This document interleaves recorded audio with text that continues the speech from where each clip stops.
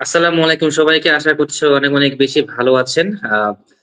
Brand canvas presents hustler show episode 1 এ সবাইকে স্বাগতম জানাচ্ছি। আমি মোহাম্মদ ফারুক নাহিদ এবং আমার সাথে co-host হিসেবে উপস্থিত আছে শিমু আপু। এবং আজকে আমাদের সাথে অতিথি হিসেবে উপস্থিত আছে খঞ্জনের ফাউন্ডার তানজিম হক মৌনতা আপু। আমি আপুকে স্টেজে ডেকে নিচ্ছি।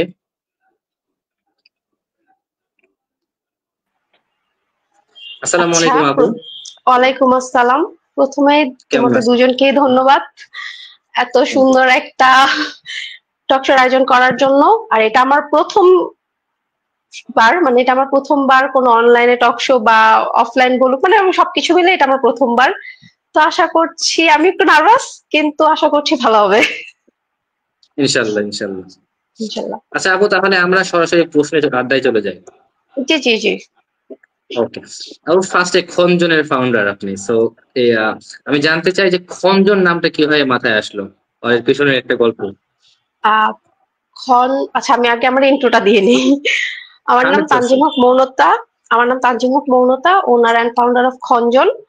আমি বর্তমানে Dhaka university executive MBA of business অ্যাডমিনিস্ট্রেশনে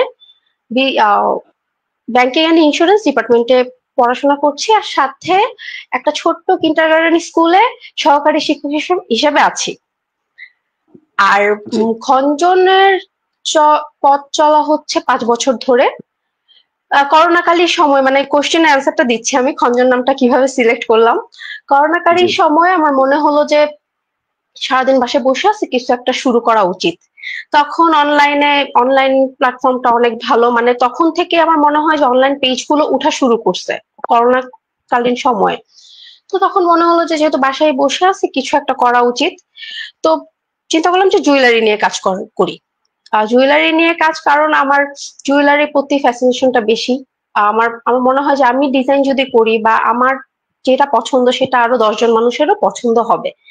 তো জুয়েলারি নিয়ে কাজ করা শুরু করার সময় পরে, যে একদিনের মাথাতে আমি ডিসিশন নিলাম যে আমি অনলাইন পেজ খুলবো। এরপর খঞ্জন নামটা, এটা কিন্তু কোনো প্ল্যানিং নাই যে আমি খঞ্জন নাম দিব। আমার ছোট বোনের বাংলা বই বাংলা বই ঘাটলাম, ঘাটার পরে দেখলাম যে খঞ্জন নামটা খুব সুন্দর। খঞ্জন অর্থ হচ্ছে একটা পাখির নাম, মানে খুব চঞ্চল প্রকৃতির কোন একটা পাখির নাম। তো খঞ্জন নামটা আমি আবার ফেসবুকে সার্চ করলাম যে এই নামে কোনো পেজ আছে নাকি। দেখলাম যে খঞ্জন নামে কোনো পেজ নেই। তো ডিসাইড করলাম যে ওকে, খঞ্জন নামটা রেখে দেই। আচ্ছা আচ্ছা। ঠিক আছে আপু। সোমাইয়া কোনো কোশ্চেন? শিমু।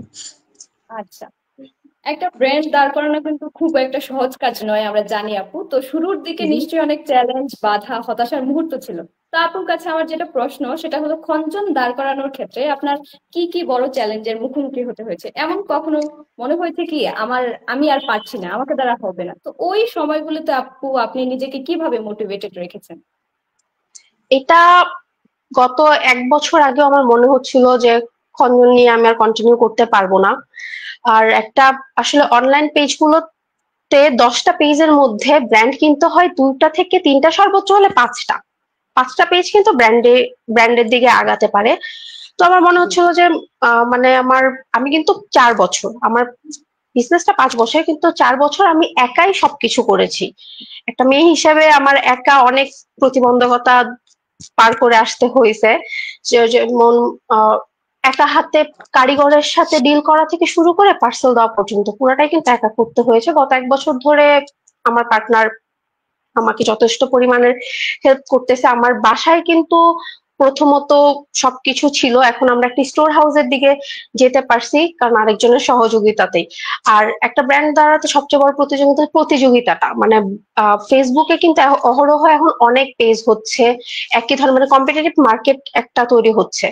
এখানে টিকে থাকাটা আসলে এখন অনেক চ্যালেঞ্জিং বিষয়। তারপরও জুয়েলারি কোয়ালিটি, তারপর আমার কাছে মনে হয় যে কাস্টমারদের স্যাটিসফ্যাকশন, এগুলো আমি ধরে রাখতে পেরেছি দেখেই এখন আর কি ব্র্যান্ডিং এর দিকে যেতে পারছি। আর বলা যায় চ্যালেঞ্জিং এর মধ্যে এই তো আর্থিক ভাবে মাঝে মধ্যে অনেক সমস্যা গিয়েছে, সেখান থেকেও কোপ আপ করে উঠতে পেরেছি। আর এই তো। ওকে, দারুণ। আসলে আচ্ছা। ব্র্যান্ডের পিছনে অনেক পরিশ্রম থাকে, সেটা আসলে বাইরে থেকে দেখা যায় না। আপুর গল্প শুনে আসলেও ভালো লাগলো। এখন আমরা আবার ফারুক ভাইয়ের কাছে চলে যাচ্ছি। ফারুক ভাই শুরু করছি। আচ্ছা আপু, আপনি স্ট্রাগলের কথা বললেন, সো ডেফিনেটলি অনেক চ্যালেঞ্জের মুখোমুখি আপনি হয়েছেন এবং সেখান থেকে উঠেও এসেছেন। সো ব্যবসায়িক ক্ষতির সম্মুখীন হলে অনেকে মানসিক ভাবে ভেঙে পড়েন, জি স্পেশালি জি। যারা তরুণ নতুন যারা। সো একজন তরুণ উদ্যোক্তা বা মানে নিজেকে কিভাবে সামলে নিতে পারে আসলে, মানে নিজেকে মোটিভেট করতে পারে নিজে নিজেই। সো আপনার লাইফের এক্সপিরিয়েন্স থেকে যদি একটু বলতেন, মানে পরামর্শ চাচ্ছি আর কি নতুনদের জন্য যারা নতুন ব্যবসা শুরু করতে চায়। প্রথমত ধৈর্য হারানো যাবে না, মানে ব্যবসায় কিন্তু লাভ ক্ষতি আছেই, এটা নিয়েই হচ্ছে একটা বিজনেস চলবে। প্রথমত ধৈর্য হারানো যাবে না, নিজের প্রোডাক্টের কোয়ালিটি কখনো ড্রপ করা যাবে না। এমনও সময় হয়েছে, আমি বললাম যে গত বছরও আমার মনে হচ্ছিল যে আমি বিজনেসটা ছেড়ে দেই, তখন অলমোস্ট আমার 1 মাসের মতো কিন্তু বিজনেসটা অফ ছিল। তখন আমি আমাদের কাস্টমারের সাপোর্টেই আমি আবার শুরু করি, যেটা সত্যি কথা। আমার কাস্টমাররা, আমি যখন 1 মাস বন্ধ ছিল, কাস্টমাররা আমাকে ইনবক্সে নক করতো যে আপু আপনি আবার অর্ডার নেন আপু। আমরা দেখা যায় কাস্টমাররা অ্যাডভান্স করে হলেও আমার পেজটা তখন সচল করা হয়েছে। প্রথমত মানে কাস্টমার লাভ ক্ষতির পাশাপাশি আমি আমার পেজে বলতে পারি যে আমি অনেক সম্মান পেয়েছি, যেটা কাস্টমারদের যেই বিশ্বাসটা আমি ধরে রাখতে পেরেছি, তাদের মাধ্যমেই আমার এতটুকু চলে আসা। আমার কাস্টমারদের মোটিভ, আমি বলবো যে প্রোডাক্ট কোয়ালিটি সবসময় ভালো রাখা লাগবে এবং কাস্টমারদের সাথে একটা গুড রিলেশনশিপ থাকা লাগবে। দেখা যাচ্ছে যে আমার কাস্টমাররাই এখন আমার ফ্রেন্ড, কেউ আমার বড় বোন, তাদের সাথে আমি হ্যাং আউটে যাচ্ছি, তাদের সাথে আমার কন্টিনিউয়াসলি কথা হচ্ছে। তো কাস্টমারদের বিশ্বাস রাখাটা হচ্ছে একদম সব বিজনেসের জন্য, বলবো অনলাইন অফলাইন সব বিজনেসের জন্য মানে একদম মূল মন্ত্র। আচ্ছা আপু, অনেক অনেক অনেক ধন্যবাদ। শিমুর কাছে চলে যাই। আচ্ছা আপু, আপু আমাদের তরুণ প্রজন্মের একটা বিরাট অংশ এখন উদ্যোক্তা হতে চায়। সরকারি চাকরি, কর্পোরেট জবের গন্ডি পেরিয়ে এখন ভিন্ন কিছু করতে চাচ্ছে, কিন্তু অনেকেই আসলে বুঝতে পারছে না যে কোথা থেকে শুরু করব বা কিভাবে আগাবো। তো আমি আবারও বলতে চাচ্ছি যে তরুণ উদ্যোক্তাদের প্রতি আপনার কি উপদেশ থাকবে, বা শুরুর দিকে তরুণ উদ্যোক্তারা কি কি বিষয় মাথায় রেখে এটা আসলে শুরু করবে? আমার মনে হয় সবারই উদ্যোক্তা মানে যাদের মিনিমাম একটু কোয়ালিটিও বলা যাবে না, কেউ একজন কাচের চুড়িতে ওই সুতা পেঁচিয়ে যে ধরনের চুড়িগুলো, এখন যে হ্যান্ডক্রাফটের জিনিসগুলো, কেউ যদি হ্যান্ডক্রাফটে ভালো থাকে, আমার মনে হয় যে ওই হ্যান্ডক্রাফটের জিনিস নিয়েও তাদের অনলাইনে আসা উচিত, বা তাদের উদ্যোক্তা যে যেটা ভালো ভালো পারে সেটা নিয়েই সেটা উপস্থাপন করা উচিত। আমার কাছে মনে হয় সেটা নিয়েই হচ্ছিল উদ্যোগ শুরু করা উচিত। আর তরুণের সর্বপ্রথম হচ্ছিল, আমার কাছে মনে হয় ধৈর্য রাখতে হবে। একটা বিজনেস চালিয়ে যাওয়ার জন্য, সেটাকে মেনটেন করার জন্য প্রচন্ড ধৈর্য রাখা লাগবে। লাভ লোকসান সবকিছু পার করে ধৈর্য নিয়ে থাকতে হবে। প্লাস হচ্ছে আহ কি বলা যেতে পারে আর, আর হচ্ছে নিজের কোশ্চেনটা একটু ইন্টারেস্ট শুনুন। প্রতি। হ্যাঁ, নিজে যেটাতে ভালো, আমার কাছে মনে হয় নিজে যেটা ভালো সেটা নিয়ে কাজ করা। দেখা যাচ্ছে যে কোনো প্ল্যান ছাড়াই যখন শুরু করে, নিজে থেকেই সেই জিনিসটা সে গুছিয়ে নিতে পারবে। আচ্ছা আচ্ছা। না আমাদের হচ্ছে এখন দেখা যায় একটা জিনিস যে অনেকেই করছে ব্যাপারটা, সে হুম হুম। সফল হচ্ছে, সাকসেস হচ্ছে, এটা দেখে আবার বলে যে অনেকেই করছে, সবাই করছে, আমি কেন করব না। তো এটাই যে নিজের যে ইন্টারেস্ট সেই জায়গায় হচ্ছে প্রায়োরিটি দিতে হ্যাঁ হবে, হ্যাঁ, আর নিজের জায়গা ধৈর্য থেকে, হারা হ্যাঁ। ধৈর্য হারা হওয়া যাবে না। আহ তো থ্যাংক ইউ আপু, এবার আমি আবারও ফারুক ভাইয়ের কাছে চলে যাচ্ছি।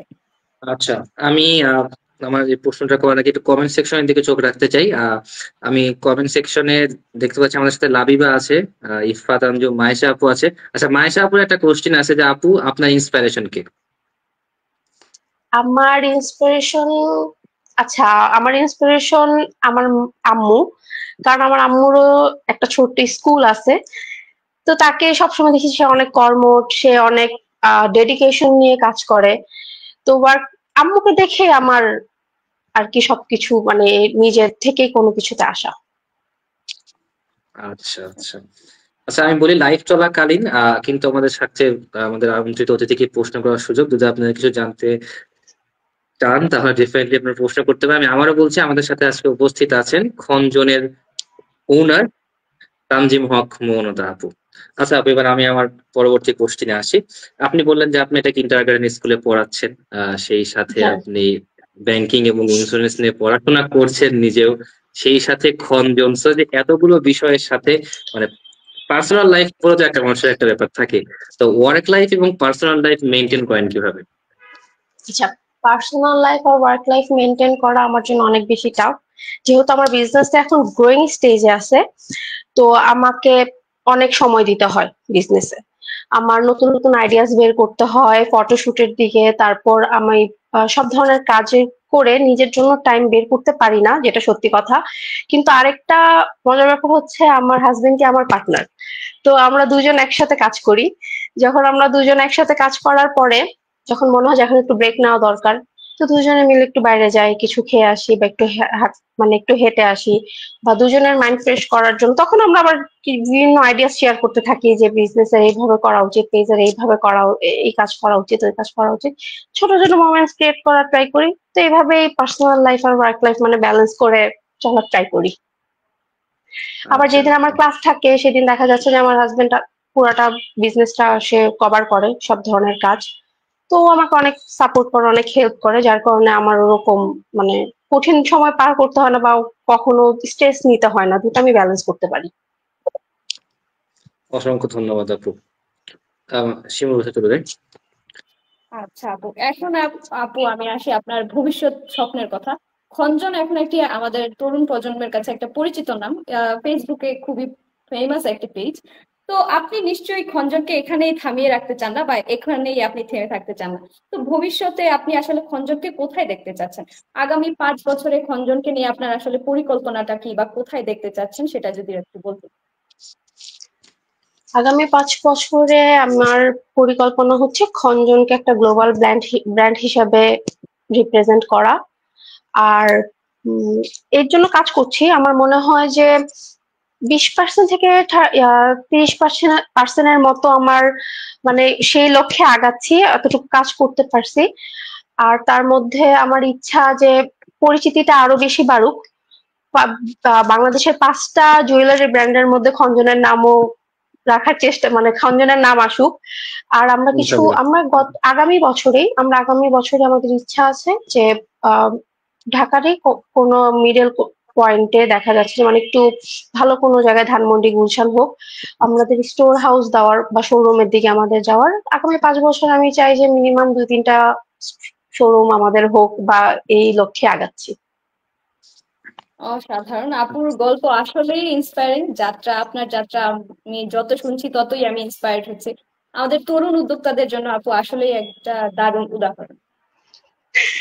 কতটুকু কি করতে পারছি বা কতটুকু আগালাম আসলে জানি না, কিন্তু 5 বছরে অনেকটুকুই আমার মনে হয় খঞ্জন চিনে মানুষজন সবাই।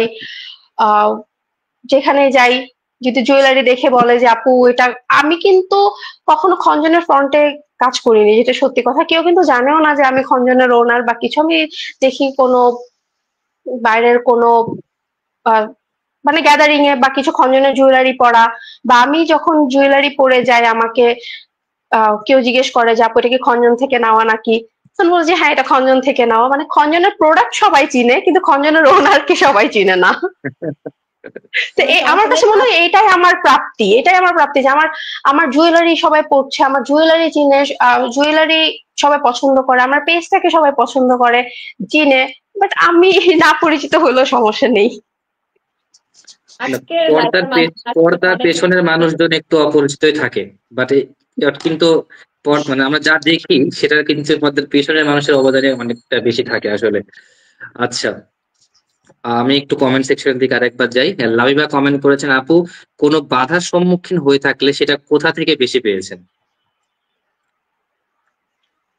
বাধা, আমি বাধা সম্মুখীন ওরকম কোনো বাধা পাইনি। আমি বাসা থেকে যথেষ্ট ভালো সাপোর্ট পেয়েছি। শুধু আমার ফাইনান্সিয়াল দিক থেকে একটু সমস্যা ছিল পেজটাকে আর একটু গ্রোয়িং। আমার কাছে মনে হয় যে 5 বছর আমি যদি ফাইনান্সিয়াল ভাবে যদি আরেকটু স্টেবল হতে পারতাম, বা আমি যদি কোনো ধরনের ফাইনান্সিয়াল সাপোর্ট পেতাম, তাহলে আমার অবস্থানটা আরেকটু বেশি ভালো হতো। তা তো আমার কোনো কষ্ট নেই বা কোনো আক্ষেপ নেই। খঞ্জন নিজের গতিতে আস্তে আস্তে বড় হচ্ছে, তাতে আমি খুশি। আর আমি আমার ফ্যামিলি বলি, আমার আশেপাশের মানুষজন বলি, সবাই অনেক সাপোর্টিভ ছিল আমার প্রতি। চমৎকার চমৎকার। হ্যাঁ শিমু। আপু, আমার পার্সোনাল একটা যেটা প্রশ্ন, সেটা হলো যে আমাদের সমাজে এখন দেখা যায় টিপিক্যাল প্রফেশন যেগুলো ডাক্তার, ইঞ্জিনিয়ার, সরকারি চাকরি, বিসিএস, এই সকল প্রফেশনকে আসলে বেশি ইন্সপায়ার করা হয় বা মোটিভেট করা হয়। উদ্যোক্তা হওয়া বা মেয়েদের জন্য বিজনেস করা, এটা খুব একটা মোটিভেট বা ইন্সপায়ার করা হয় বলে আমি তো মনে করছি না। তো এই ক্ষেত্রে আপনি আসলে আলাদা চিন্তা করেছেন, তো সেই চিন্তা ভাবনাটা কিভাবে আসলো বা আপনার কি আইডিয়া ছিল? এই সকল চিন্তা ভাবনা কি আপনার মাথায় কখনো ক্রস করেছে কিনা, যদি বলতেন। হ্যাঁ, আমার কিন্তু অনলাইন পেজ দেওয়া বা বিজনেস করা এটা আমার মেন টার্গেট ছিল না, যেটা সত্যি কথা। আমারও চিন্তা ভাবনা ছিল যে আমি বিবিএ কমপ্লিট করব, এরপর হয়তো কোনো ব্যাংক জবে যাব বা আমি কোনো লেকচারার হব কোনো ইউনিভার্সিটির বা কিছু। তারপর মনে হলো যে আমি কেন বিজনেসে বিজনেস নিয়ে পড়তেছি, আমি কেন বিজনেসে ট্রাই করব না।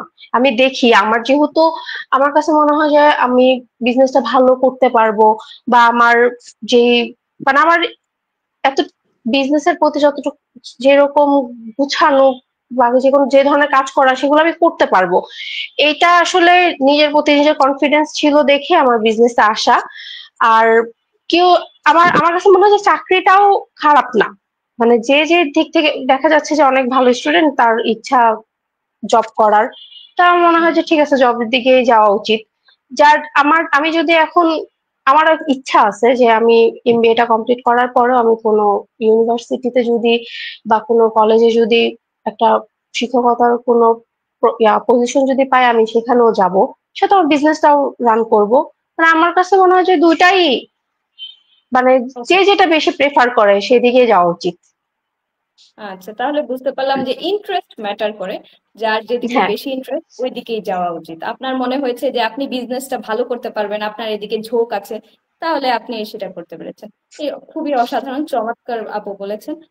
ফারুক ভাই এর কাছে আবার চলে যাচ্ছে। আচ্ছা আপু, আমার নেক্সট কোশ্চেনটা হচ্ছে যে খঞ্জনে বা জুয়েলারি ছাড়া কি অন্যান্য মানে খঞ্জনের পাশাপাশি অন্যান্য কোনো বিজনেস রান করার ইচ্ছা আছে কিনা ফিউচারে, যেটা হ্যাঁ, জুয়েলারির পাশাপাশি অন্য কোনো?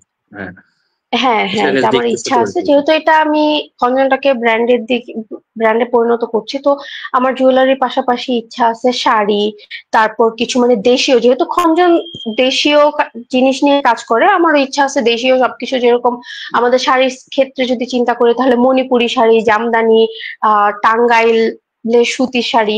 তো আমার ইচ্ছা আছে যে দেশীয়, আমাদের দেশে তৈরি সব অন্য কোনো প্রোডাক্ট নিয়েও আমার কাজ করার ইচ্ছা আছে। আচ্ছা সেটা আচ্ছা, শাড়ি হতে পারে বা সেটা হ্যান্ডমেড কোনো কিছু হতে পারে, বা অন্য কোনো উদ্যোক্তারও কেউ যদি আমার সাথে মার্চ করতে চায়, সেটারও আমার আমার ইচ্ছা আছে। আচ্ছা আপু, আমরা লাইভের একদমই প্রায় শেষ পর্যায়ে চলে এসেছি। আমি সবসময় একটা কথা বলি যে সময়ের কাছে বারবার হেরে যায় মানুষ, which is true. The thing is, আড্ডা দিতে কেমন লাগলো বলেন অল্প সময় আমাদের সাথে? খুবই ভালো। আমি যতটুকু আমি সারাদিন অনেক নার্ভাস ফিল করছিলাম যে আমি মনে হয় কিছু বলতে পারবো না, আমি আসলে গুছিয়ে কথা বলতে পারিনি। আমার কাছে মনে হয় যে আমি ঠিকভাবে পুরাটা বলতে পারিনি আমার নার্ভাসনেস এর জন্য। কিন্তু আমার মানে যতটা নার্ভাস ফিল একটু আগে করতেছিলাম, এখন ভিডিও কলে এসে আমার নার্ভাসনেসটা কেটে গেছে, যেটা সত্যি জি কথা। ইভেন আমি আমার রুমে কাউকে রাখিও না যে আমি কথা বলতে পারবো না, আমি আটকে যাব, জি। সেটাও আমার অলরেডি কেটে গেছে। আপনাদের সাথে আমি কথা বলে খুবই ভালো লেগেছে এবং আমি খুবই কমফোর্ট জি। ফিল করছি আসলে আপনাদের সাথে কথা বলে, বা এটা আমার প্রথমবারের, আমার কাছে মনে হয় যে প্রথমবারের তুলনায় আমি খুব ভালো করেছি। ডেফিনেটলি ডেফিনেটলি, আমার একবারে মনে হয়নি যে আপনি প্রথমবার কথা বলতেছেন। তো মানে ক্যামেরার সামনে আসলে যদি কেউ এক্সপিরিয়েন্স থাকে, তারও একটু নার্ভাসনেস লাগে, এটা খুবই স্বাভাবিক, লাগতেই পারে। না, যেহেতু না, সামনে তো আমি আমাদের আমি স্ক্রিপ্ট খুবই নিয়ে কথা ক্যামেরা বলতেছিলেন। শাই, আমি খুবই ক্যামেরা শাই। আমি কথাই বলতে পারি না সেই জায়গায় আমাকে। আর ব্যান্ড ক্যানভাসকে তো অনেক অনেক ধন্যবাদ আমাকে এই সুযোগটা করার জন্য, সুযোগটা করে দেওয়ার জন্য। ওরা আসলে আমাকে বেশি পুশ করতেছিল যে আমি যেহেতু ক্যামেরা শাই, আমি কথা বলতে পারি না, আপু আপনি প্রথমে যান, আপনি বলেন, আপনার অনেক কমফোর্ট ফিল হবে। তো আমি খুবই ওদের প্রতি আন্তরিকভাবে, তোমাদের প্রতি আন্তরিকভাবে কি বলবো, আন্তরিকভাবে ধন্যবাদ যে আমাকে এরকম একটা সুযোগ করে দেওয়ার জন্য। ইনশাল্লাহ ভবিষ্যতেও যদি কোনো কখনো যদি এরকম হয়ে থাকে, অবশ্যই আমি জয়েন করবো, বা কোনো সুযোগ যদি থাকে আমি অবশ্যই আবার আসবো। ইনশাল্লাহ ইনশাল্লাহ আপু, আমরাও চাই যে আপনি আবারও আমাদের সাথে জয়েন করেন। এবং আমি আর একটু কমেন্ট সেকশনে দুটো কমেন্ট পড়ে শেষ করব। লাইভে কমেন্ট করছে, wow that was really good, founder কে না চিনলেও প্রোডাক্টকে সবাই চেনে। মাইশা আপু কমেন্ট করেছেন, আপু আপনি অনেকে ইন্সপাইরেশন, এবং আমরাও চাই যে আপু আরো অনেক মানুষের ইন্সপাইরেশন হয়ে থাক, ফোনজন আরো অনেক দূরে ইনশাআল্লাহ। এগিয়ে যাক, এবং আপু যে কাজগুলো করছেন সেই কাজগুলো সাকসেসফুলি তিনি করতে পারেন। থ্যাংক ইউ সো মাচ যারা এতক্ষণ আমাদের সাথে ছিলেন। সো বিদায় নিতে হচ্ছে, বিদায় বলাটা thank you Farooq, thank you Sumi, Shimu, তোমাদেরকে অনেক ধন্যবাদ। থ্যাংক ইউ আপু। আপনাকে অনেক ধন্যবাদ আপু আমাদের সাথে আসার জন্য। ধন্যবাদ। জি আপু, আজকের মতো এখানে বিদায় নিচ্ছি। সবাই সাবধানে থাকবেন। আশেপাশে ডেঙ্গুর অনেক বেশি প্রাদুর্ভাব, তো সবাই একটু সাবধানে থাকবেন, মশারি টাকাবেন, এবং আজকের মতো এখানে বিদায় নিচ্ছি। সকলকে অনেক অনেক ধন্যবাদ। আসসালামু আলাইকুম, এবং হাসলাস শো এপিসোড 2 এর দেখার আমন্ত্রণ জানিয়ে এখানে বিদায় নিচ্ছি। Thank you so much. Tata. Thank you, আল্লাহ হাফেজ। আল্লাহ হাফেজ।